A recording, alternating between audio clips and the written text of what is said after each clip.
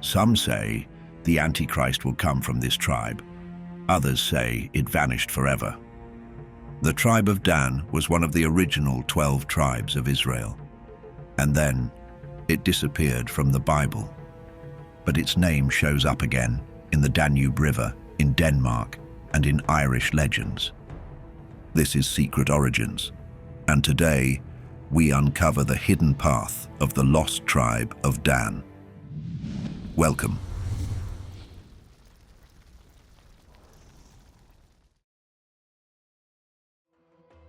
The story of Dan begins in the book of Genesis, during a time when Jacob, the father of the 12 tribes of Israel, had a large and complicated family. Jacob was the grandson of Abraham and one of the most important figures in the Hebrew Bible. He had 12 sons, but they didn't all come from the same mother. He had children with 4 different women, 2 wives, Leah and Rachel, and their 2 servants, Zilpah and Bilhah. Rachel was the wife Jacob loved the most, but she could not have a child for many years. This made her very sad and frustrated, especially because her sister Leah, who was also married to Jacob, had already given birth to many sons. In ancient times, having children, especially sons, was seen as a blessing and a sign of honor. Rachel's inability to have children was a heavy emotional burden for her. Wanting to become a mother in any way she could, Rachel followed a tradition that was common in that region and time. She gave her servant Bilhah to Jacob so that Bilhah could have a child. The child would be considered Rachel's, even if she didn't give birth herself. When Bilhah gave birth to a son, Rachel named him Dan. She said, "God has judged me and heard my voice." The name Dan comes from the Hebrew word for judge. It was her way of saying that God had seen her suffering and given her justice by allowing her to have a son through Bilhah. Dan was Jacob's 5th son, and even though he was born to a servant, he was treated as a full member of the family. Dan would later become the founder of one of the 12 tribes of Israel. Each of Jacob's sons became the patriarch of a tribe, and these tribes would form the foundation of the Israelite people. When Jacob was old and near death, he called all of his sons to give them special blessings. These blessings were not just kind words from a father. In the Hebrew tradition, they were considered prophetic messages that pointed to the destiny and future character of each tribe. They revealed strengths, weaknesses, and symbolic traits that would define the group of people descending from each son. But what Jacob said about Dan was very different from what he said to the others. In Genesis 49:16-17, Jacob said, "Dan will provide justice for his people as one of the tribes of Israel. Dan will be a snake by the roadside, a viper along the path that bites the horse's heels so that its rider tumbles backward." The first part sounds good. Dan will judge his people, which means he will have authority and be a leader. But the second part is strange and harder to understand. Jacob compares Dan to a snake, hiding by the road and striking when no one expects it. In the Bible, snakes can mean many things. Sometimes they are clever, and sometimes they are dangerous. They can represent wisdom, hidden power, or deceit, depending on the context. But they are always hard to see, and they act in secret. This made people wonder, why did Jacob use such an image for his own son? Was it a compliment, or was it a warning? This unusual blessing was the first sign that the tribe of Dan might have a mysterious future, and one that would not be easy to understand. When the Israelites entered the Promised Land, each of the 12 tribes received a piece of land. The tribe of Dan was given territory along the western coast of Canaan. This area had good land and access to the sea, which made it important for farming and trade. Its location also gave it great potential for contact with other cultures through ports and coastal routes. But there was a big problem. The land was already controlled by the Philistines. The Philistines were strong, well-organized, and known for using advanced weapons made of iron. Unlike many other local groups, they had mastered iron tools and war strategies. They built fortified cities, trained warriors, and dominated the coastal areas. They often fought against the Israelites and made life very difficult for the Danites. Battles were common, and the Philistines did not easily give up their territory. Over time, the tribe of Dan was pushed out of the coastal region and forced into the nearby hills. They were unable to fully take control of their land. This made the tribe feel weak and unsafe, especially compared to other tribes who were more successful in settling their regions. Because they could not settle in their assigned land, the Danites decided to look elsewhere. They sent out scouts to find a new place to live. This was a risky move, but it showed their determination to survive. In the book of Judges, chapter 18, it says that they sent 5 spies to search the north of the land. These men discovered a peaceful and isolated city called Laish. The people there lived quietly, with no strong army or nearby allies to defend them. The Danites saw this as their chance. They gathered 600 warriors, traveled north, and attacked the city. It was a surprise attack, and the city fell quickly. They took it by force, destroyed it completely, and then rebuilt it in their own name. They called it Dan. This new city was far away from the other tribes, near the base of Mount Hermon in the far north of Israel. It became their new home, but it also separated them from the rest of the Israelite tribes. In their new home, the tribe of Dan created its own place of worship. Instead of going to the holy places approved by God, they made a carved image and set it up like an idol. They chose their own priests, who were not from the tribe of Levi. According to the Bible, only Levites were allowed to be priests in Israel, and this act was against God's commandments. This decision to build their own worship center marked the start of Dan's spiritual fall.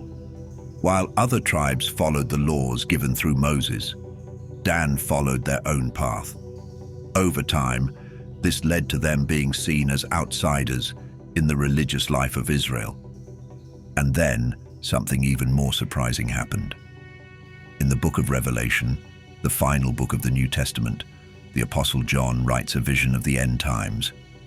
In one part of the vision, 12,000 people from each of the 12 tribes of Israel are sealed by God.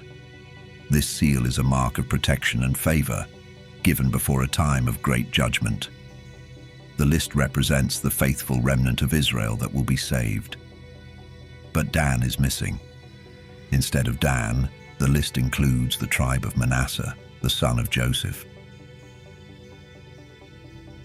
This has confused scholars, historians, and religious thinkers for many centuries.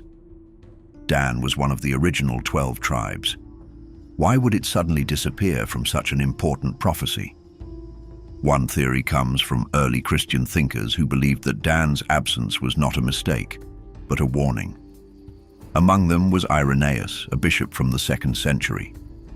He was one of the most influential early theologians and wrote a famous work called Against Heresies. In it, he tried to explain how certain people or groups could play a role in future evil. He wrote that the Antichrist, the great deceiver who would rise in the end times, could come from the tribe of Dan. Irenaeus looked at Jacob's ancient prophecy in Genesis, where Dan is called a serpent by the road, who bites the horse's heels. In the Bible, the serpent is one of the most loaded symbols. From the serpent in the Garden of Eden to the fiery serpents in the desert, it is often linked to deception, danger, spiritual rebellion, or divine judgment. For many believers, it was no coincidence that Dan was given this image. Over time, this idea grew. Other early Christian writers, like Hippolytus of Rome, also supported the theory. Hippolytus was one of the first to write systematically about the end times. He believed that Dan's early choice to set up idols and break God's commandments was a sign of something darker. To him and others, Dan represented a tribe that had willingly separated itself from God's authority and opened the door to corruption. Because of this, some believed that God left Dan out of the final vision, not only as a punishment, but as a clue. A tribe that had started with a promise to bring justice ended up as a symbol of betrayal and spiritual danger. In the eyes of early theologians, this made Dan more than just a lost tribe. And yet, the story does not end there. Because even though Dan vanished from prophecy, they may have reappeared somewhere unexpected. But to understand where the tribe of Dan might have gone, we need to go back a few steps. After the time of King Solomon, the kingdom of Israel split into two parts. The northern part kept the name Israel, and the southern part became Judah. This division weakened the people politically and spiritually. The northern kingdom, where the tribe of Dan belonged, quickly fell into instability. Kings came and went, many of them disobeying God's laws. The kingdom often turned to idol worship and foreign alliances, which made them vulnerable. But this new kingdom did not last long. Around 722 BC, the powerful Assyrian Empire invaded and conquered the northern tribes. The Assyrians were known for their brutal tactics, mass deportations, forced labor, and population mixing. Many Israelites were taken away into exile. Others fled to avoid capture. Some simply disappeared from the records. This event became known as the scattering of the lost tribes of Israel. Dan was one of those tribes. But while most of the scattered tribes left little trace, the tribe of Dan may have had an advantage that helped them survive. Unlike the others, the Danites were known for something special. They knew how to travel by sea. In the book of Judges, chapter 5, there is a line that says, "And why did Dan remain in ships?" This short sentence tells us something important. While other tribes stayed on land, Dan had experience with boats and ships. They may have worked as traders, fishermen, or sailors. Some may have even lived part of their lives along the coast or on the water itself. This skill made them different. It gave them mobility when others were trapped. When the Assyrians came, many tribes had nowhere to go. But the Danites may have taken to the water. They could have escaped by sea. And they may have sailed away, possibly in many directions. But if Dan escaped by sea, where did they go? Did they settle in nearby lands? Did they cross the Mediterranean? In time, strange clues began to appear, not in the Middle East, but across Europe. Many researchers noticed something curious. Some of the biggest rivers, regions, and people groups in Europe carried names that sounded like Dan. The Danube River, which flows through Central and Eastern Europe, has held that name since ancient times. Some ancient texts even call it Danuvius, which may share the same root. In the far north, the Danish people still live in a country called Denmark, which literally means Mark of Dan. Some scholars suggest that early settlers there may have named the land after their tribal identity. And in Ireland, old legends speak of a mysterious people called the Tuatha Dé Danann, translated as the tribe of the goddess Danu. They were said to be wise rulers linked to serpents and transformation. Were these just random similarities? Or could they point to something more? Language and place names often carry hidden stories. When the same root appears in multiple regions, it can suggest shared origins or migrations. And as more evidence was studied, the pattern grew stronger. In several ancient European cultures, powerful leaders and clans had names like Dan, Dana, or Danu. These names often showed up in places of authority and tradition. Some were tied to rulers or elite classes, others to priestly or warrior groups. It didn't seem like these groups were poor wanderers. In fact, it looked like they came with skills. But that's not all. Alongside the names, symbols began to appear too, some of them deeply tied to the tribe of Dan. In Italy and Scandinavia, noble families used serpents in their coat of arms as signs of power and judgment. In some cases, the serpent wrapped around swords, shields, or royal crests, suggesting a connection to justice, cunning, and authority. Archaeology supports these ideas. Across parts of Europe, tools and weapons from this period show sudden advances in metalworking. In some areas, there's evidence of copper and bronze work that appears more refined than local traditions. Complex laws and social systems began to appear in regions where such order hadn't existed before. Some regions also developed new religious or ritual practices, possibly brought by newcomers. In coastal areas, we find signs of long-distance trade and navigation, pointing to people who knew how to sail, organize commerce, and build new societies. And after everything we've seen, the tribe of Dan's mysterious disappearance, their strange symbols showing up in Europe, and their possible influence on kingdoms and legends, many researchers began asking a serious question. What if Dan wasn't forgotten by accident but on purpose? Some historians and Bible scholars believe that the identity of the tribe of Dan may have been erased deliberately. The reason? Because if Dan really became part of Europe's royal families, or helped shape early civilizations with their knowledge of navigation, metalwork, and law, it would change the stories that both religion and politics have told for thousands of years. For example, if rulers in Ireland, Denmark, or France came from a Hebrew tribe, it would connect European history directly to the Bible in a way that many people never expected. This could challenge both religious traditions that claim Dan was lost forever and political traditions that teach those kingdoms rose independently. That kind of connection might make some historians, and even governments, uncomfortable. It's also important to remember that history is often written by the winners. When new leaders or empires take power, they sometimes try to hide or change the past. Maybe Dan's symbols were reused, but the name of the tribe was taken out of official records, so no one would ask too many questions.